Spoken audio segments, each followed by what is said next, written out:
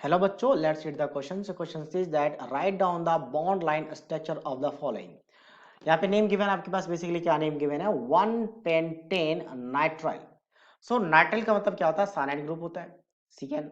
और पेंटेन का मतलब 5 कार्बन होता है मेन चेन में।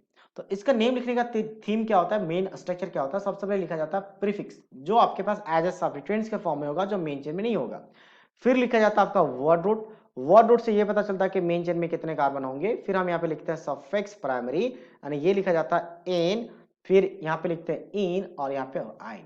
तो इसे ये पता चलता है कि कार्बन कार्बन के बीच में सिंगल बॉन्ड है, कार्बन कार्बन के बीच में डबल बॉन्ड है, या तो फिर ट्रिपल बॉन्ड है, ठीक है, इनमें से। उसके बाद लिखते हैं हम सफिक्स सेकेंडरी, जो कि फंक्शनल ग्रुप के लिए लिखा जाता है। तो उल्टा चलते हैं नेम में। सबसे पहले नाइट्राइल लिखा है, तो नाइट्राइल बेसिकली साइनाइड ग्रुप के लिए होता है।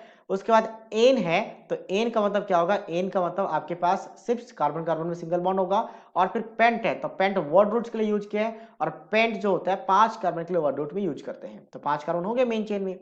तो अगर बॉन्ड लाइन बचाऊंगा तो 5 कार्बन। अब कार्बन को कैसे इंक्लूड करते हैं? जो कॉर्नर्स होते हैं उनको कार्बन कहा करते हैं। तो 1 2 3 4 5 हो गए। तो ये 5 कार्बन, ठीक है, 1 2 3 4 5 हो गए। इसके बाद या तो उल्टा काउंटिंग करते ज्यादा बेटर रहेगा, क्योंकि एक जो फंक्शनल ग्रुप है उसको हम इंक्लूड करने वाले हैं यहाँ पे। तो ये उल्टा काउंटिंग कर लेते हैं, 1 2 3 4 5। अब ये फर्स्ट पोजीशन पे क्या आपके पास नाइट्राइल है, तो नाइट्राइल का मतलब क्या होता है? Cyanide group CN। लेकिन ये जो कार्बन है वो क्या होता है? मेन चेन में काउंटेड होता है। तो इसलिए एक्स्ट्रा एक कार्बन नहीं है। ऐसा नहीं कि मैंने फर्स्ट पोजीशन लिया और इस फर्स्ट पोजीशन पे CN ग्रुप लिख दिया, ये गलत हो जाएगा, ठीक है, क्योंकि वो कार्बन ऑलरेडी काउंटेड है। तो यहाँ पे बस एक हमें क्या दिखाना पड़ेगा? नाइट्रोजन दिखाना पड़ेगा, बट ट्रिपल बॉन्ड के साथ। इसलिए मुझे ये कार्बन दिखाना पड़ेगा क्योंकि यहाँ पे एक ट्रिपल बॉन्ड है।